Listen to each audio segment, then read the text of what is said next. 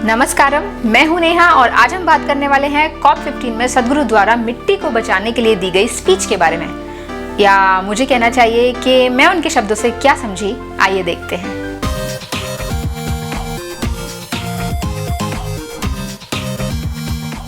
UNCCD यानी United Nations Convention to Combat Desertification द्वारा COP15 यानी कि कॉन्फ्रेंस ऑफ द पार्टीज का 15वां सत्र 9 मई को अबिजान कोट डिवोर में शुरू किया गया।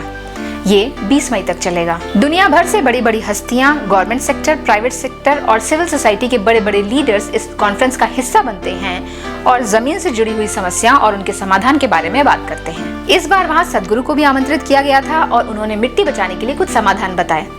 नकारात्मक आंकड़ों और समस्या पर ज्यादा जोर देने की बजाय सदगुरु ने एक लागू करने लायक उपाय बताया। चलिए पहले देखते हैं सदगुरु ने क्या तथ्य रखे। धरती के कुल भूभाग का 70 से 71% हिस्सा खेती का है और 4.2% हिस्से पर शहर बसे हुए हैं।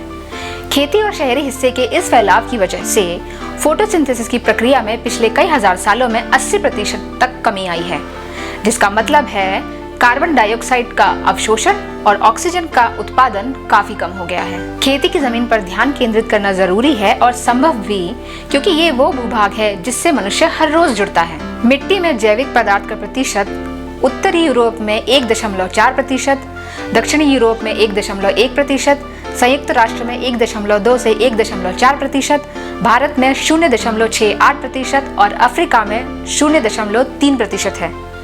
इसका मतलब दुनिया के किसी भी देश में मिट्टी में जैविक पदार्थ का निम्नतम स्तर, जो कि 3% होना चाहिए, नहीं है। आश्चर्य की बात यह है कि दुनिया के 85% से भी ज्यादा देशों को लगता है कि मिट्टी एक निष्क्रिय पदार्थ है जिसमें कोई रसायन डालकर या निकालकर उसे ठीक किया जा सकता है। और अगर आने वाले 30 से 35 सालों में हमने मिट्टी को विलुप्त होने से नहीं रोका तो इसके बाद ऐसा कर पाना लगभग असंभव होगा।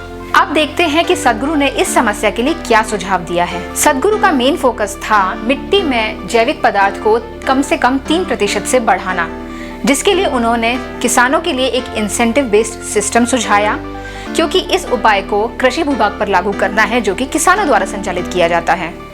खुशी की बात यह है कि उनके इस सुझाव को दुनिया भर के लीडर्स ने काफी सराहा है। तो 3 चरणीय इंसेंटिव आधारित सिस्टम जो उन्होंने बताया वो कुछ इस तरह है।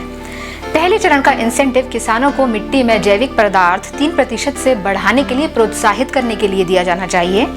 इंसेंटिव आकर्षक होना चाहिए क्योंकि इस उपाय को भूभाग पर लागू करना है, जो कि एक आसान काम नहीं है। दूसरे चरण का इंसेंटिव कार्बन क्रेडिट सिस्टम के अनुसार जब उनकी मिट्टी में जैविक पदार्थ 3% हो जाए तो उस भूभाग पर कार्बन का जितना अधिग्रहण हो उस हिसाब से दिया जाना चाहिए। तीसरे चरण के इंसेंटिव के रूप में सदगुरु ने सुझाया कि जो किसान ऐसी मिट्टी में खाना उगाते हैं जिसमें जैविक पदार्थ 3% या उससे ज्यादा है तो उनके उगाए खाने को बाजार में एक ऊंचा दर्जा दिया जाना चाहिए। रिसर्च साफ साफ बताता है कि यदि खाना ऐसी मिट्टी में उगा है जिसमें जैविक पदार्थ 3 से 6% हैं, तो ऐसे खाने में प्रचुर मात्रा में माइक्रोन्यूट्रिएंट्स होते हैं।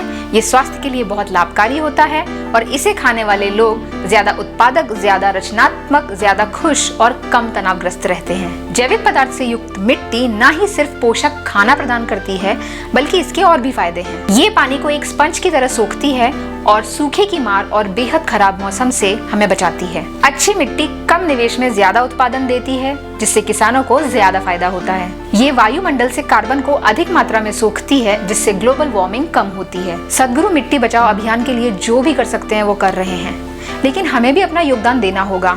आखिर वो ये सब हमारे लिए ही कर रहे हैं। तो इस मूवमेंट से जुड़िए और ज्यादा से ज्यादा लोगों को इस बारे में बताइए। चलिए कर दिखाएं।